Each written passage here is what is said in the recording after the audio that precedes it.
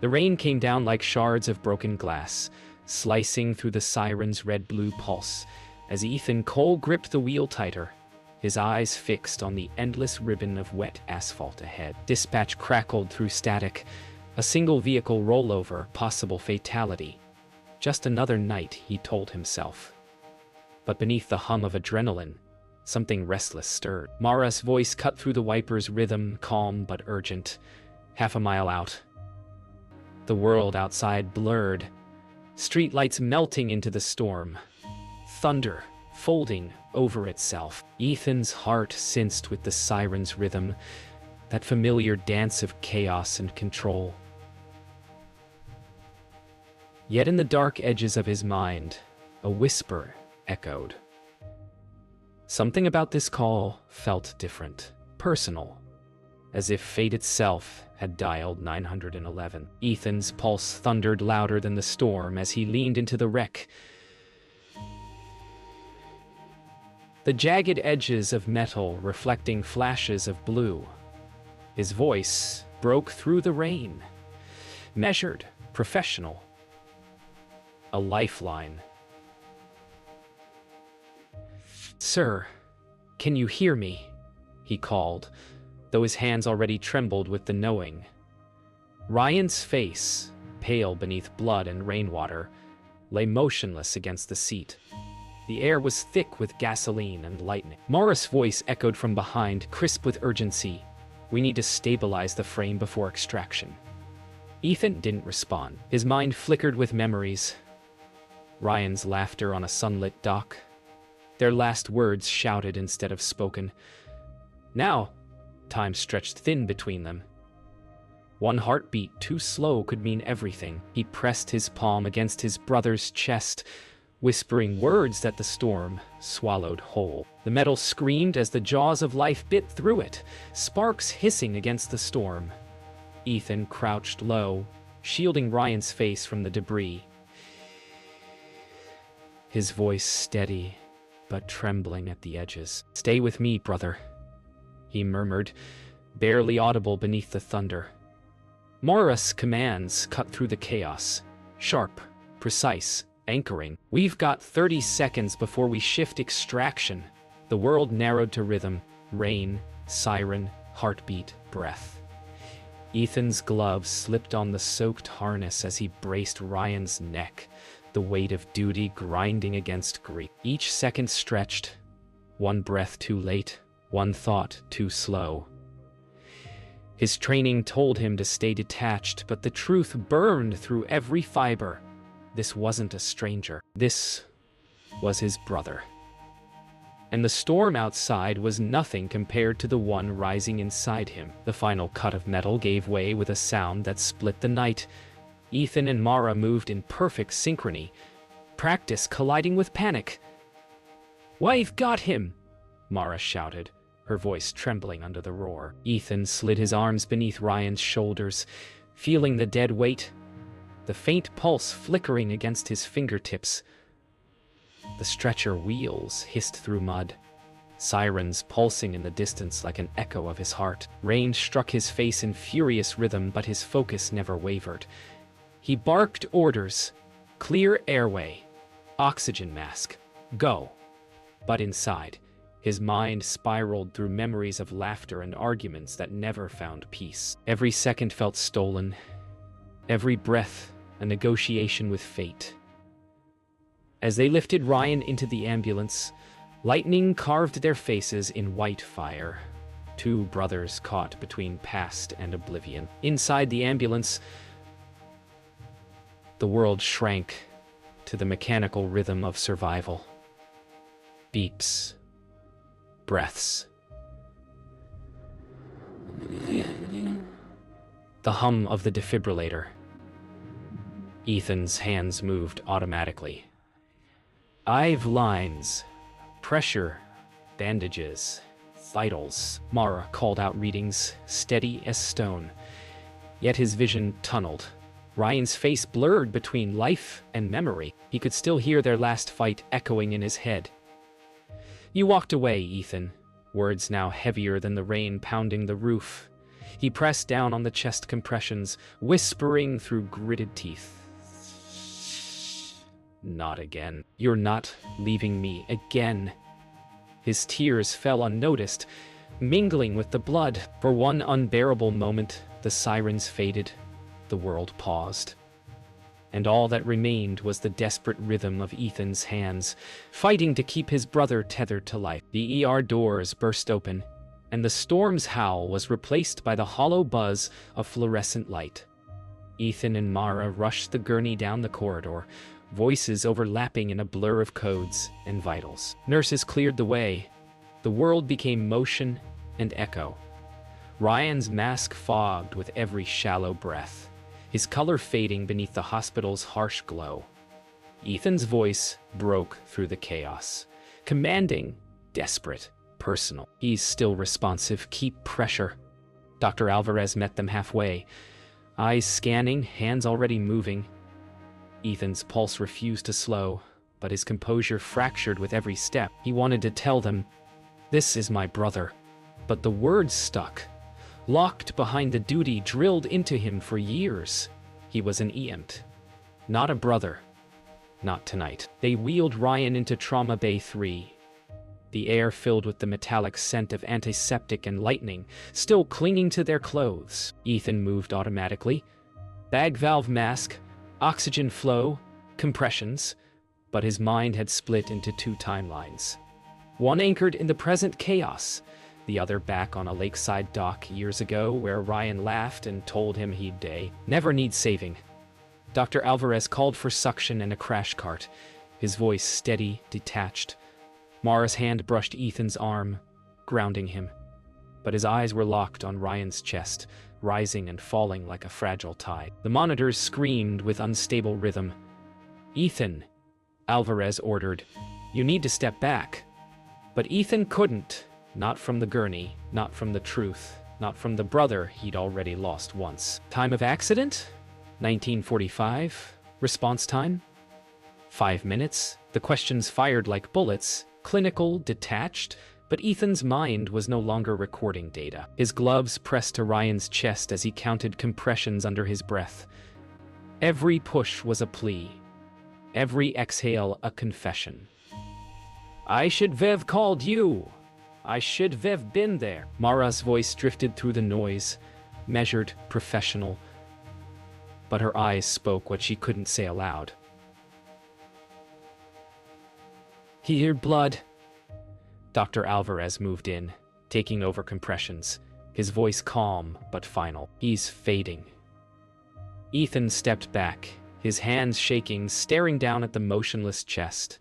The sirens outside had gone silent now. The only sound left was the rain tapping against the window, like a heartbeat running out of time. The first shock sent Ryan's body arching,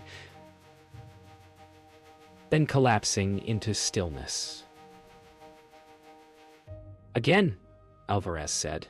The second hit came, flatline, silence. Ethan's hands clenched the edge of the gurney, knuckles white beneath his gloves. The sound that filled the room wasn't thunder. It was the high, unbroken tone of the heart monitor. Mara's eyes flicked toward him, a silent warning not to break. But Ethan's composure shattered in the space between beeps. "No," he whispered, shaking his head, reaching for Ryan's arm. "You don't get to leave like this." His voice cracked, raw with everything he never said. The doctor's voice faded to background. Time of death. Drowned beneath Ethan's single word. "No." The storm outside continued, but inside, the rain had stopped falling. Minutes passed before Ethan realized he hadn't moved. The room had emptied, leaving only the hiss of oxygen and the whisper of rain against the windows. He reached out, brushing the damp hair from Ryan's forehead, his fingers trembling like a confession. "We were supposed to fix this," he murmured. The stormlight flickered, breaking across his face in pale fragments. Mara watched from the doorway, uncertain whether to approach or let silence do what words could not. Ethan finally exhaled, a sound somewhere between relief and ruin. The professional mask had fallen. All that remained was a brother mourning too late. Outside, dawn threatened the horizon, its faint orange bleeding through the storm. The longest night of his life was ending, but the guilt would never fade with the rain. The rain had stopped, but the sound lingered in Ethan's mind. Hours had passed since they'd called it time of death. And yet the memory played on loop, every heartbeat a replay of failure. The hospital corridors had emptied, leaving only the low hum of machines and the echo of rubber soles on tile. Ethan sat in the staff locker room, staring at his gloves. Dried blood and rain mixed into dark stains that refused to fade. Mara entered quietly, placing a cup of coffee beside him, her voice barely above a whisper. "You did everything right." He didn't look up. "Not everything," he murmured. His reflection in the metal locker blurred. Behind it, his brother's face stared back. A ghost of unfinished apologies, and a silence louder than the storm. The debrief was procedural, cold, clinical. Chief Daniels stood before him, voice steady, pen scratching notes across a clipboard. "Walk me through the call." Ethan recited the sequence from memory. Dispatch, arrival, vitals, crash site, extraction. His tone was flat, stripped of emotion, a soldier delivering a report. But beneath the surface, the words cut deeper with each repetition. "Victim identified?" Daniels asked. Ethan hesitated, eyes unfocused. "Yes, my brother." The room fell still. Daniels' expression shifted, professionalism cracking for a moment before he nodded slowly. "Take some time off." Ethan simply nodded, but his heart raced, because there was no time off from this, only echoes, and the memory of a heartbeat that stopped beneath his hands. Ethan found himself back at the crash site by instinct, drawn to the place where everything had changed. The storm had washed away most of the evidence. No flashing lights now, no sirens, just the whisper of wind through broken branches. The guardrail still bent toward the ravine like a wound in the earth. He knelt beside the skid marks, running a gloved hand over the damp asphalt. The memory replayed with cruel clarity. Headlights, rain, the moment of recognition. He took a shaky breath, eyes closing as if to unsee it. In the distance, a lone crow called out, the sound echoing through the emptiness. Ethan whispered into the silence, voice breaking. "You called for help, and I came too late." The wind carried the words away. He couldn't bring himself to go home. Instead, Ethan parked near the old dock where he and Ryan used to fish in summer light that felt eternal. The wood creaked under his boots as he stepped out, the smell of salt and cedar still the same. He sat at the edge, letting his feet dangle above the calm water. A photograph slipped from his pocket, the same one from Ryan's phone, edges bent and stained. Two brothers, grinning under sunlight. He studied it, thumb brushing over Ryan's face, until the image blurred with tears. The wind carried whispers through the reeds, and for a fleeting second he could almost hear Ryan's laugh again. Alive, warm, real. Then it was gone, leaving only the hush of the tide and the hollow ache of memory. As dusk settled, Ethan returned to the ambulance bay. The station was quiet, trucks washed, lights dimmed, night crew beginning another shift. He stood beside Unit 42, fingers tracing the dented fender, remembering the rain, the siren, the voice on dispatch. Mara approached, her tone soft but firm. "You don't have to carry this alone." He nodded, but his eyes remained distant, fixed on the road beyond the bay doors. "Every call, every rescue," he said quietly. "We tell ourselves we can handle it. But when it's family, there's no training for that." She didn't reply. She just rested a hand on his shoulder. For the first time since the storm, Ethan allowed silence to exist without fighting it. The night air felt lighter, painful, but alive. Dawn came wrapped in gray mist, the kind that muffles sound and memory alike. Ethan stood at the edge of the cemetery drive, suit collar pressed against his throat, sirens replaced by birdsong. Rows of wet headstones glimmered beneath the pale sky. He hadn't slept. The night had been a loop of heartbeat monitors and what-ifs. The procession gathered behind him.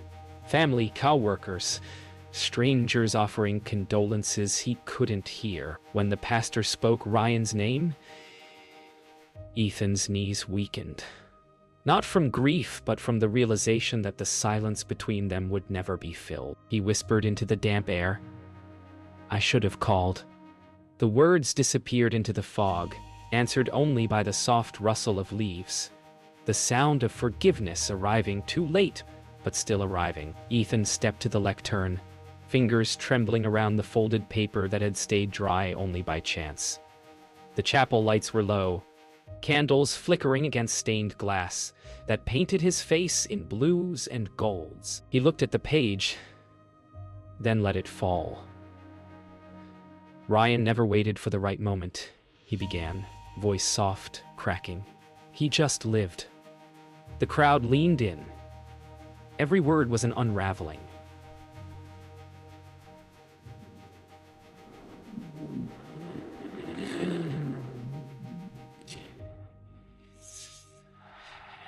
And when I finally went to find him, it was too late.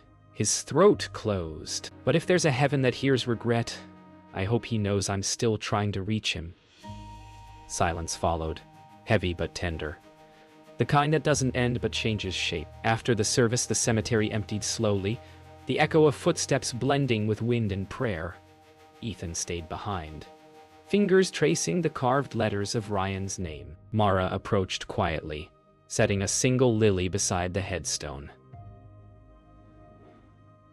"He'd have wanted you here," she said. Ethan nodded, voice barely a whisper. "Have wanted me earlier." The sky hung low, clouds thinning to a fragile blue. He let the silence stretch, no longer afraid of it. The ache didn't fade, but it found a place to live, smaller, bearable. Night returned with its familiar hum of engines and static. Ethan sat inside the parked ambulance, dashboard lights washing his face in muted red. The seat beside him was empty, the ghost of Ryan's laughter faint in his mind. He picked up the radio mic but didn't transmit. Instead, he whispered to the void, "Unit 42. Still here." It wasn't a report. It was a promise. Outside, rain began again, softer this time, each drop a quiet forgiveness falling from the dark. Morning broke clear for the first time in days. Ethan stood outside the station as the sun rose over wet streets, painting gold into the puddles. Mara handed him fresh gear.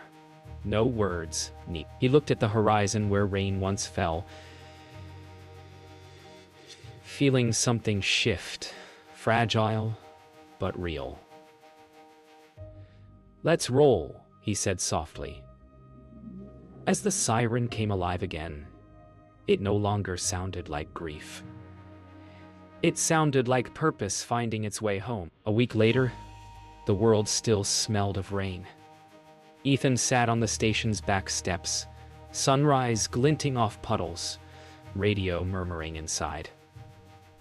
The emptiness had softened into something steadier, a silence that didn't wound anymore. He rubbed the edge of his St. Christopher medal between his fingers, listening to the city wake.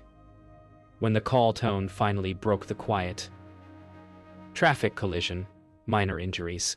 His pulse lifted, not from fear but from readiness. He rose, exhaled once, and stepped toward the waiting truck.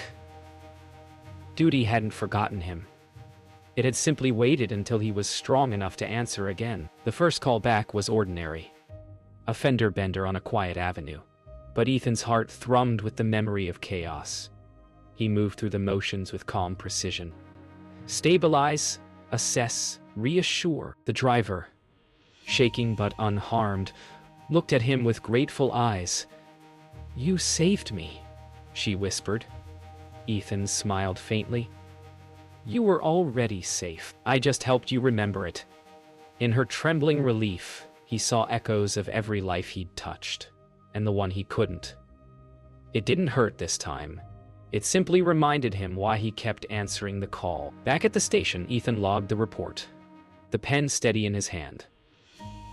Mara leaned on the doorway, a faint grin easing the edges of fatigue. "Felt good, didn't it?" she asked. Ethan nodded.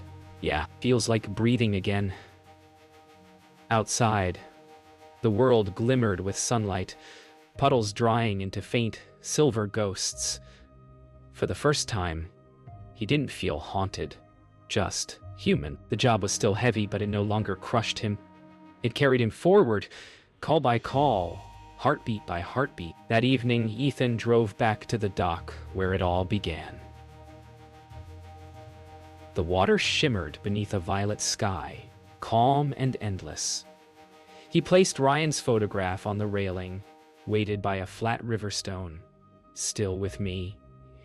he whispered. The wind rippled through the reeds as though in answer. He didn't need forgiveness anymore, only remembrance. The world around him exhaled, and for the first time in weeks, so did he. Night falls over the city, sirens weaving faintly through distant streets. Ethan sits behind the wheel once more, Mara beside him, both quiet, ready. The radio crackles to life. Unit 42, respond. Ethan meets Mara's eyes, a small, knowing nod passing between them. The engine rumbles, headlights flare, and the world blurs forward. The grief remains, but it moves with him now, not as a wound, but as a promise. The call isn't an end. It's a beginning. Weeks passed, and the station's rhythm reclaimed its steady heartbeat.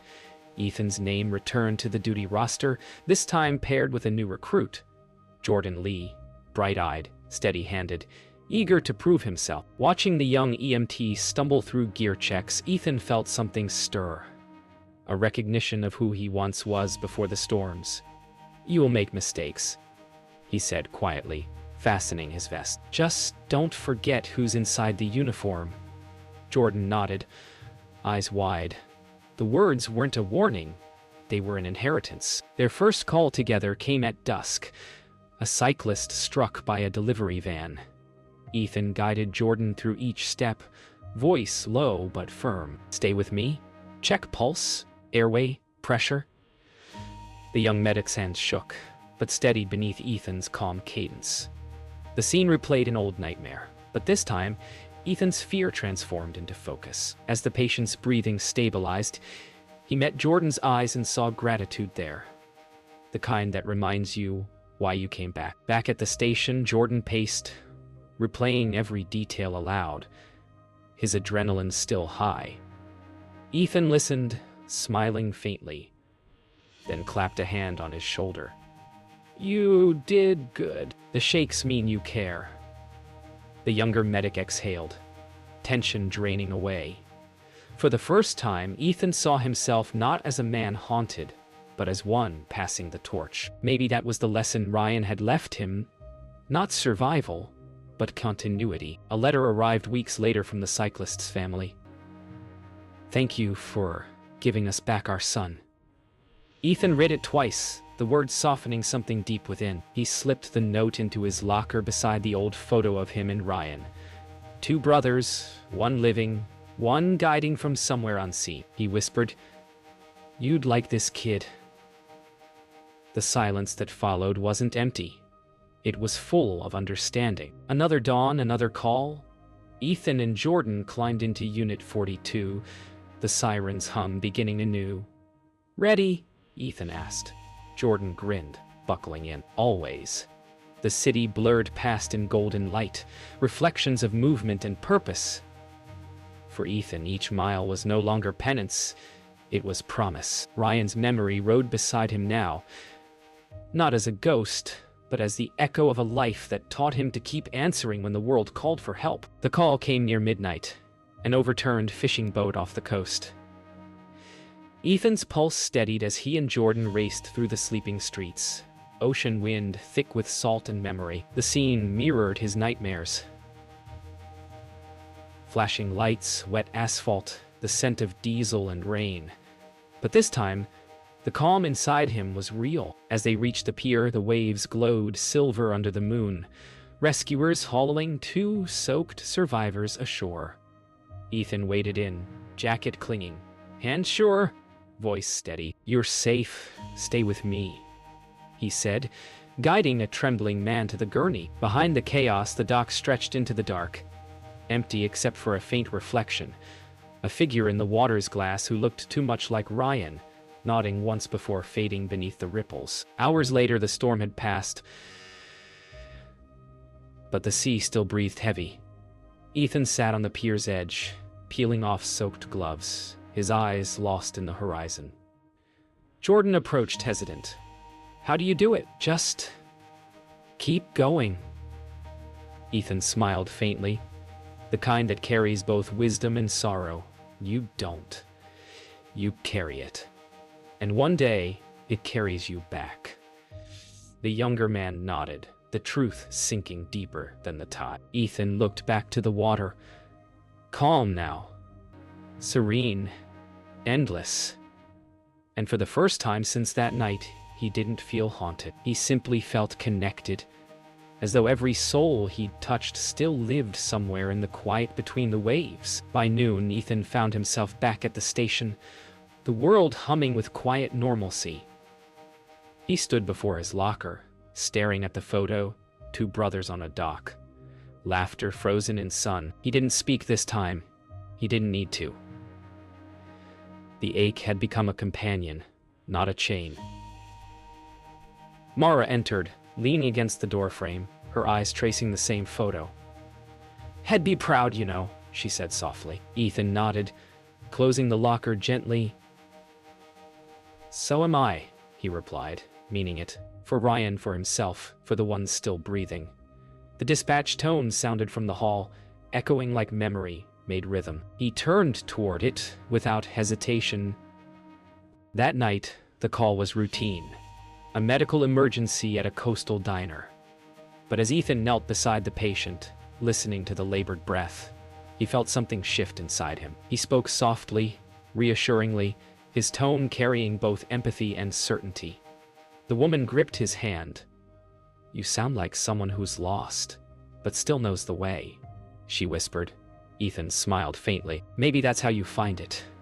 When they loaded her safely into the ambulance, Jordan glanced back, seeing something in Ethan's eyes that wasn't sorrow. It was peace. The world still broke, still bled, but Ethan had learned how to meet it without breaking himself. When the shift ended, the world outside was quiet. Stars scattered across a clearing sky. Ethan leaned against the ambulance, eyes lifted toward the constellations reflected in puddles below. Still here, he murmured, not as a lament but as a vow. Mara and Jordan joined him, the three of them standing in wordless camaraderie, the hum of the station blending with the sound of distant waves. For the first time, Ethan felt whole. Not healed, but human, carrying both the weight and the light of what he'd lived through. Somewhere beyond the silence, he imagined Ryan smiling, proud, at peace, and the sirens inside him finally rested, replaced by the steady rhythm of a heart that had found its way home.